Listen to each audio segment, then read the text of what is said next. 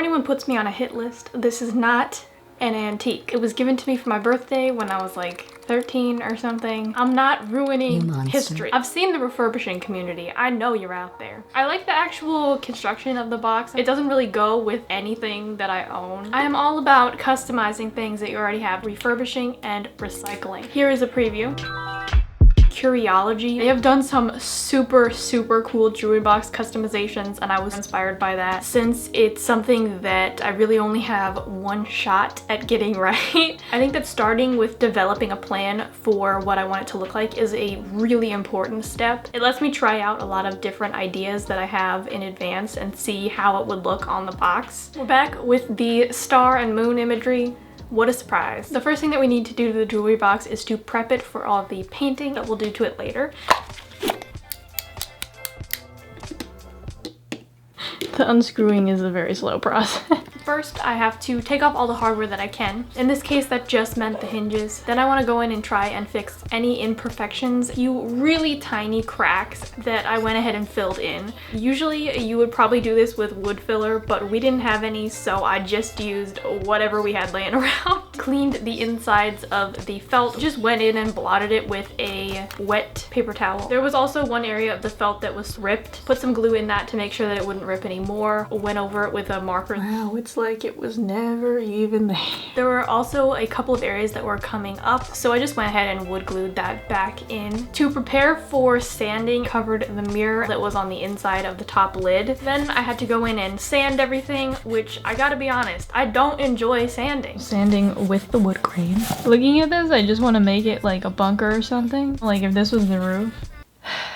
Well, roughed up the surface of all the pieces that I'm going to paint later. Gives a better surface for the paint to stick to. For the final step in prepping for paint, I went and masked all of the hardware that was exposed still. Pretty much just the handles with some masking tape. Protect your handles. I swear this is the last video that I'm going to talk about Christmas. I did get an airbrush for Christmas. I just feel so lucky to have a family and people that support all the things that I do so much, because this is obviously something that I could not afford on my own right now, and they watch all the stuff that I do, so I just want to say thank you so much to them, because it really means a lot and I couldn't be doing this without them. I thought this was a really good project to learn to use the airbrush. It's really just painting surfaces a flat color to begin with. A good thing for the learning curve. Let's give it a shot. I'm so excited.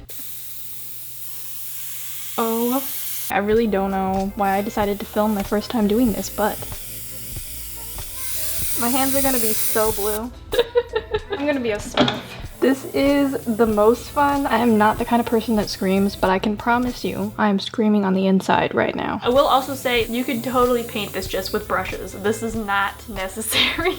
So I am painting this in 3 different shades of blue, starting from darkest and moving lighter. So the way that the airbrush works, I say as if I'm an expert when this is literally the first time that I used it. Basically, this is all about layers. So I start by just creating that flat first dark blue layer, cover every surface, add a little bit of white to the base color, highlight some different areas, create more definition, go on to the lightest layer as well, doing essentially the same thing but on a smaller area. Basically just creating a gradient. Airbrushes are really great for creating gradients, and that's part of the reason that I wanted to do something like this. I did a radial gradient on the top of the lid. I wanted to make the lighter part in the center sort of radiate from the moon. Honestly, I feel like the airbrush makes it look better than my technique actually was, but I do think something very similar to this could be pretty easily done with like a sponge brush. Don't let the airbrush stop you if you want to do something like this. After I had painted the whole box, I had to go in and paint the small accent details. My whole color scheme for this was blue and gold, and then of course the red on the inside. I painted the borders of the drawers and the side cabinets in gold, starry details. Let me start with the back first. I have done this so many times. I'm doing it slightly different this time because I wanted to make it quicker. Quite a violent one there. Make sure that you put newspaper or something down. Gonna do my best here to block.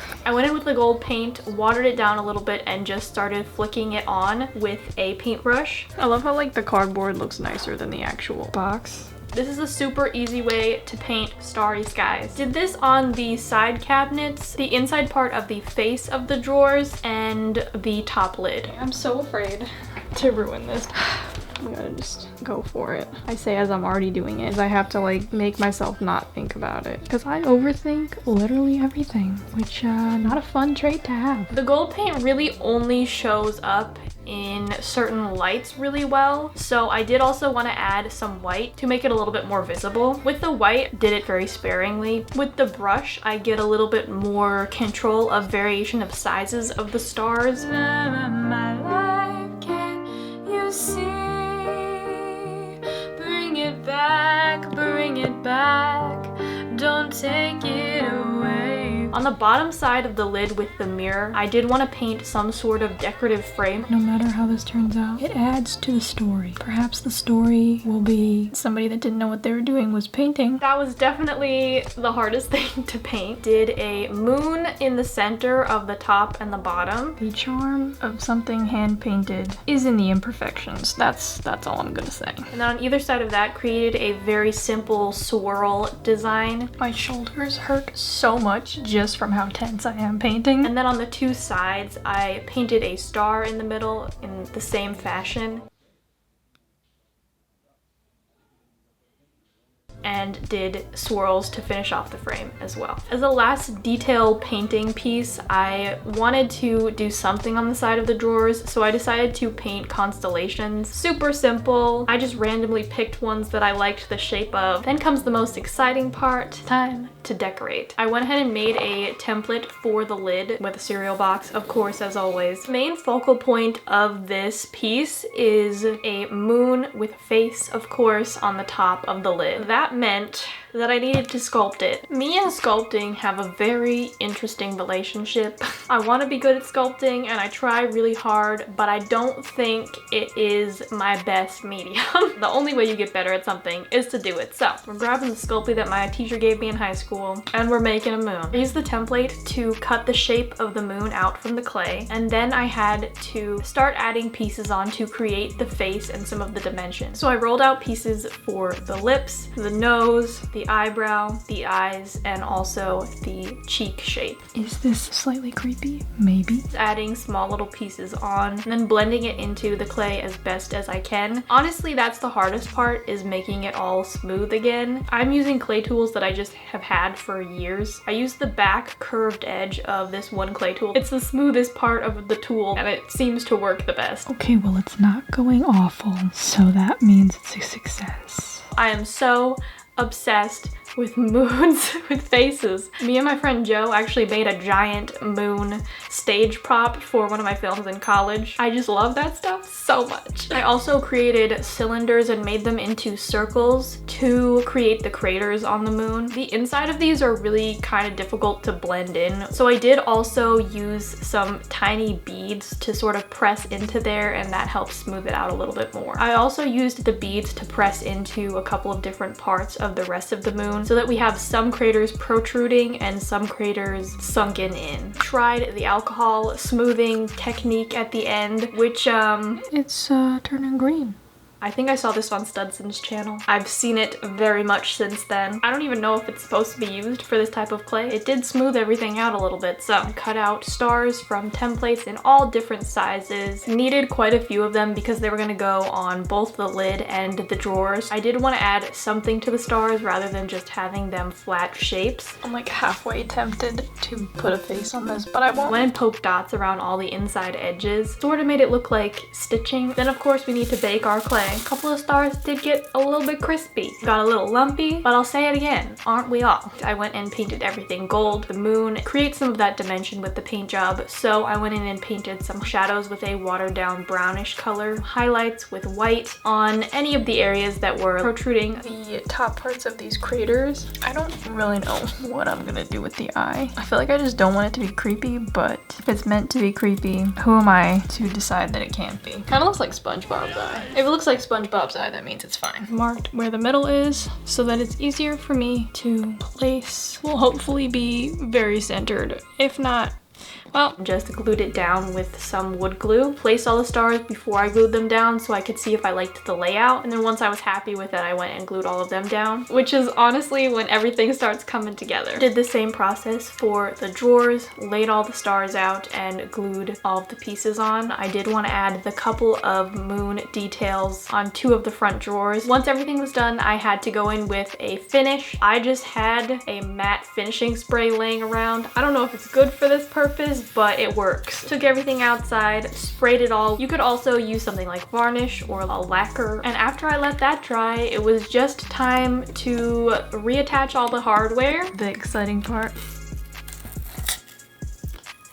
And our jewelry box was done. So here is our star and moon jewelry box.